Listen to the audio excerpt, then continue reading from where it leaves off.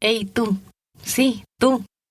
Si quieres tener clases de español conmigo para que puedas comprender y comunicarte con tu familia chilena, en la descripción de este episodio encontrarás una lista de espera para los cursos que se abrirán en septiembre. Solo tendré 5 vacantes disponibles. No digas que no te lo dije. Son 388 artículos y 54 normas transitorias distribuidas en 178 páginas. Es la propuesta de nueva Constitución para Chile, cuyo presidente... La nueva Constitución nos va a enfrentar entre chilenos indígenas y no indígenas. Queremos paz. Rechazamos.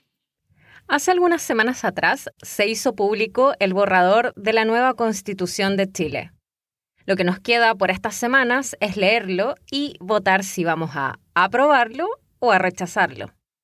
Pero, ¿por qué Chile quiere cambiar su constitución? ¿Y qué pasaría si ganara la opción del rechazo? Estas son preguntas que me han hecho repetidamente mis alumnas en clase y es por eso que en este episodio especial de Español Casi Perfecto las comentamos.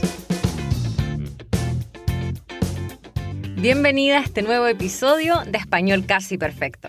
Soy Natalia, la presentadora de este podcast para mujeres americanas que tienen un nivel intermedio de español. Desde mi casa en Santiago de Chile, te invito a tomarte un tecito conmigo mientras aprendes más sobre la cultura y tradiciones de tu familia chilena, para que en la próxima reunión familiar seas una más del grupo. Y en el episodio de hoy hablaremos sobre por qué Chile quiso cambiar su actual constitución y lo que podría pasar si esta nueva constitución pierde las elecciones del plebiscito o referéndum del 4 de septiembre de este 2022. Vamos a revisar en primer lugar por qué la Constitución del 80 es tan criticada por la sociedad. En segundo lugar, vamos a ver los intentos de reformas que se hicieron desde la llegada de la democracia hasta el estallido social de 2019.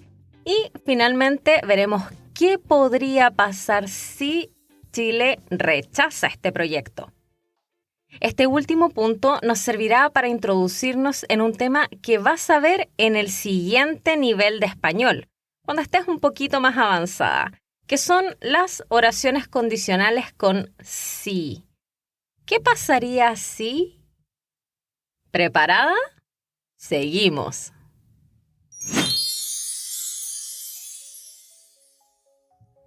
Una de las primeras cosas que empezó a hacer Pinochet apenas se tomó el poder fue impulsar una nueva constitución para Chile.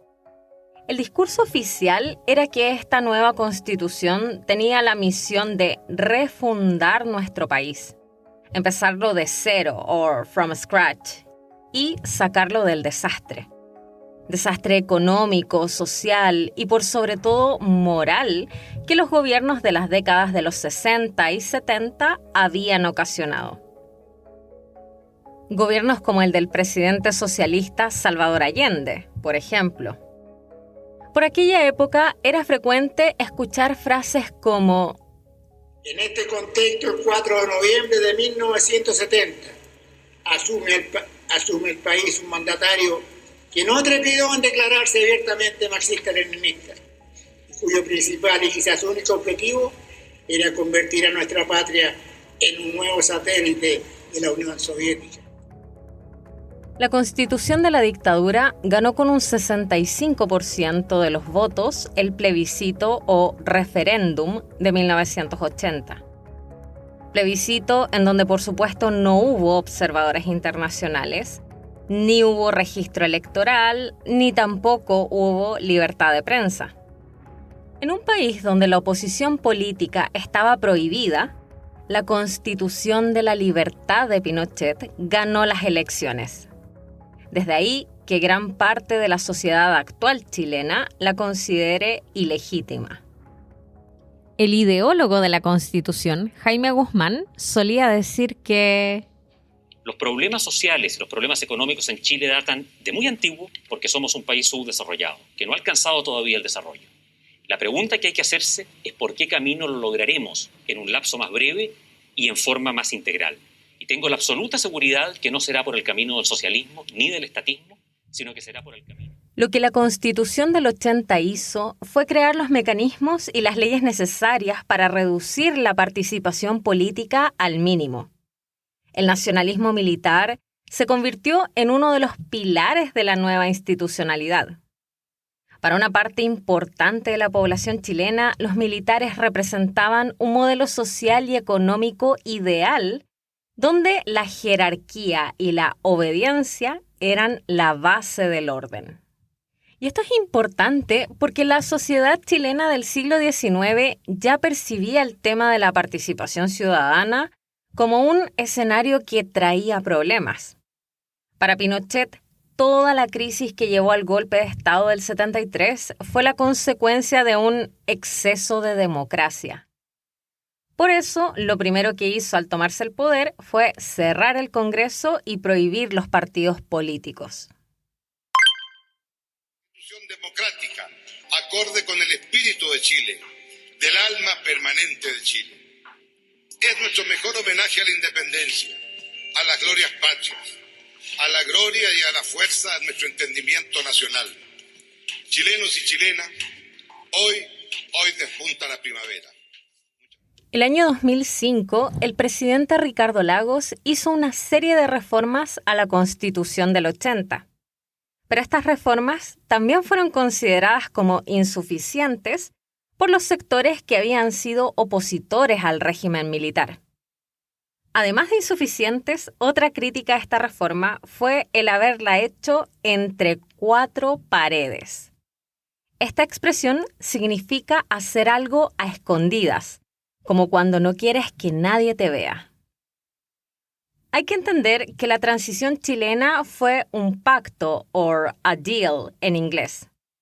Y en esta negociación se estableció, entre otras muchas cosas, que personas como Pinochet no iban a ser juzgadas, or impeached, por los crímenes que cometieron.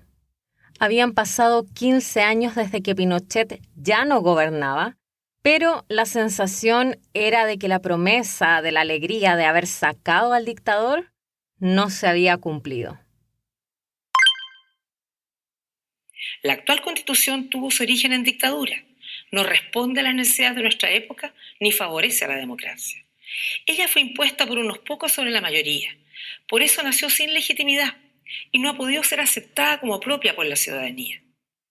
A inicios de su segundo gobierno, en 2015, la presidenta Bachelet anunció que se llevaría a cabo un proceso para crear la nueva Constitución que iba a reemplazar a la del 80.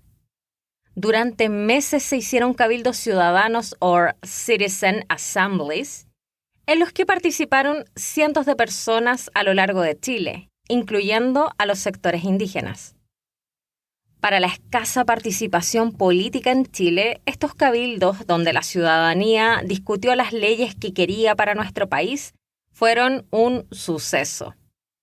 Recuerda que suceso en español es un hecho importante y no un sinónimo de success, que significa éxito en inglés. 5 días antes del fin de su gobierno, Michelle Bachelet envió al Congreso la propuesta de la Constitución que se había discutido durante 2 años. Su propia coalición política, que sería como el Partido Demócrata de Estados Unidos, y también la ciudadanía, la criticaron porque entregó el proyecto a última hora. A última hora porque el gobierno que seguía era el de Sebastián Piñera, que representaba a la coalición política de la derecha. Para que me entiendas, sería como el Partido Republicano en los Estados Unidos.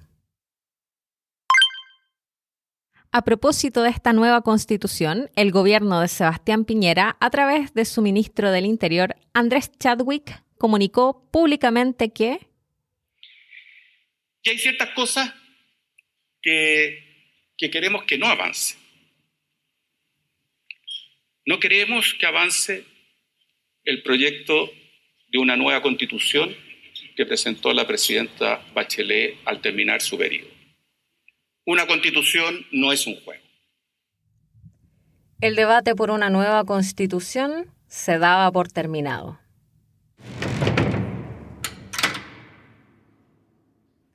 Hay dos cosas importantes que el nuevo gobierno de Piñera no consideró cuando le cerró la puerta a la discusión política sobre la nueva Constitución. La primera es que desde el año 2006, Chile estaba enfrentando movilizaciones cada vez más grandes y cada vez más frecuentes. Lo segundo es que de alguna manera los cabildos ciudadanos de Bachelet abrieron el debate popular. La discusión política volvió a ser un acto público y quedó un sentimiento de ello en la población. Ignorar a la ciudadanía una vez más como si nada iba a traer serias consecuencias. Por supuesto, los ministros del gobierno tampoco ayudaron mucho con sus declaraciones públicas. 500 personas, o sea, cabros, esto no prendió, no son más choros, no se han ganado el apoyo de la población, ni siquiera en Twitter, donde se supone que este tipo de movimientos tienen más apoyo, realmente hay tanto apoyo, ¿verdad? Acabas de escuchar a Clemente Pérez, presidente del directorio de Metro, refiriéndose a las protestas con un cabros, esto no prendió. Es decir, las manifestaciones o demonstrations no tuvieron la suficiente convocatoria, según él, para llamar la atención de nadie. Pero la gota que rebalsó el vaso, es decir, la declaración que superó el límite de la paciencia de la población chilena, fue la del ministro de Economía cuando subieron los precios de los boletos de metro o subway. Tiene la posibilidad de una tarifa más baja que la de hoy. De manera que ahí se ha abierto un espacio para que quien madrugue puede ser ayudado a través de una tarifa más baja. Uh-huh. La realidad, Matilde, es que cuando los costos suben, no hay muchas opciones. Quien madrugue podrá ser ayudado a través de una tarifa más baja. Es decir, le dijo a la población chilena que si se levantaban más temprano todavía, madrugar, podían acceder a las tarifas rebajadas del metro, que eran más temprano. Estas desafortunadas declaraciones de los ministros públicas en televisión, sumada a todos los otros factores que ya habíamos mencionado antes, hicieron que Chile estallara. Chile has withdrawn from hosting two major international summits, including next month's APEC summit. President Sebastián Piñera has cancelled the event. Edward Lawrence, how can you have a summit? Manifestaciones violentas, incendios, muertes, represión, pérdidas millonarias, toque de queda, estado de excepción. Chile, el llamado paraíso latinoamericano, definido reiteradamente como uno de los países más estables de la región, es ahora mismo. Durante meses, el descontento ciudadano no pudo ser controlado por el gobierno de Piñera. Chile, que había sido el modelo a seguir para los demás países de América Latina, el oasis, como había dicho Piñera hacía pocos días atrás, se había esfumado. Ahora la gente exigía que Piñera renunciara a su cargo. La nueva Constitución para Chile fue una solución que un grupo de políticos de izquierda y de derecha propusieron para contener la crisis institucional. Para algunos fue una jugada sucia, una traición o betrayal, que se hizo nuevamente entre cuatro paredes. Este acuerdo por la paz fue un pacto para contener las movilizaciones que exigían la destitución de Piñera y que fuera juzgado o impeached. De esa forma, el presidente podría terminar su periodo presidencial con la promesa de que al menos iba a garantizar un proceso constituyente. Pero, ¿qué ha pasado en todo este tiempo? Falta menos de un mes para que votemos si aprobaremos o rechazaremos la propuesta de nueva constitución. Como te imaginarás, los ánimos están caldeados o tempers are flaring ante una ola de desinformación y fake news, y un proceso que no ha estado libre de polémicas. Bruce Ackerman, académico de la Universidad de Yale y autor del libro Revolutionary Constitutions, dijo en una entrevista para la BBC que una de las innovaciones positivas más importantes de este proceso en Chile era que los miembros de la Convención Constituyente no podían estar al mismo tiempo en el gobierno. Además de no poder estar en el gobierno, precisamente el carácter popular y ciudadano de la Convención creo que ha sido uno de los puntos que más ha deslegitimado a la nueva Constitución. En un país como Chile, donde históricamente han sido las élites políticas las que han tomado todas las decisiones, ver este nuevo escenario ha sido escandaloso. Decir que los convencionales no están trabajando o que algunos llegan vestidos de manera extraña a trabajar o que no saben lo que están haciendo son los discursos de la élite que han creado una atmósfera de desconfianza ante el borrador de la nueva Constitución. Pero más allá de eso, ¿qué pasaría si se rechaza la nueva Constitución? Tengo que decir que como los ánimos en Chile están caldeados con el tema, ninguno de mis amigos cercanos quiso grabarme una opinión para publicarla en este episodio. Pero podríamos dividir la opinión pública en 3 sectores. El primero son los que dicen que si gana el rechazo no pasaría nada, que todo seguiría igual, aunque sí consideran que la institucionalidad quedaría gravemente cuestionada y que a largo plazo eso podría ser peligroso, pero que en el corto plazo no nos afectaría en nuestras vidas cotidianas. Un segundo grupo expone que es ahora o nunca. Si gana el rechazo, todos los cambios quedarían estancados porque permanecería la Constitución del 80. Y a pesar de que podrían producirse manifestaciones o demonstrations, no serían como la del estallido social de 2019 porque no tendrían fuerza suficiente para producir un cambio. Y finalmente hay un tercer grupo que dice que si gana el rechazo, la inestabilidad sería mayor. El presidente Gabriel Boric dijo hace algunas semanas atrás que si gana el rechazo, habría que iniciar un nuevo proceso constituyente.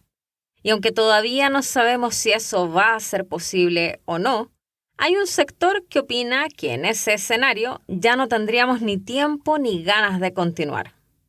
Además de que el gasto público sería mayor y eso traería más problemas económicos, lo que nos llevaría a una crisis aún más profunda. De septiembre ya está a la vuelta de la esquina. Solo faltan 4 semanas para el plebiscito o 28 días, como usted prefiera. Y los comandos se la juegan por convencer a los indecisos. Una de las estrategias, establecer mínimos comunes. ¿Pero ve viable que se llegue a un acuerdo previo al plebiscito entre todos los partidos? Esta semana es clave para llegar a un acuerdo en lo que pidió el propio presidente Boric, que es ponerse de acuerdo en cuáles son los puntos que se podrían reformar si es que gana el apruebo. Y eso ha estado difícil. ¿Por qué? Porque, por ejemplo, desde el socialismo democrático, el PS, el PPD, los liberales, ya han planteado algunos puntos sobre la mesa. Por ejemplo, como puedes ver, cuando en español usamos el condicional en oraciones que empiezan con si o if en inglés, habitualmente tenemos un sándwich. ¿What? Ok. Por una parte, tenemos una tapa del pan, que es el if condicional. Luego, el relleno del sándwich, que es el presente de indicativo. Y, finalmente, el siguiente verbo en condicional simple. Condicional, presente de indicativo, condicional. Pan, relleno, pan. Si, condicional, gana, presente de indicativo, el rechazo, tendríamos, condicional simple, que volver a debatir. Si, condicional, gana, presente de indicativo, el apruebo, habría, condicional simple, una nueva constitución. Por supuesto, esta es una de las tantas formas posibles, pero la ventaja que tiene que conozcas esta forma es que ya luego podrás expresarte en sentidos mucho más complejos, dominando las oraciones más complicadas que vienen del indicativo. Pero eso ya quedará para cuando pases al nivel avanzado de español. Por ahora, una probadita para que las conozcas.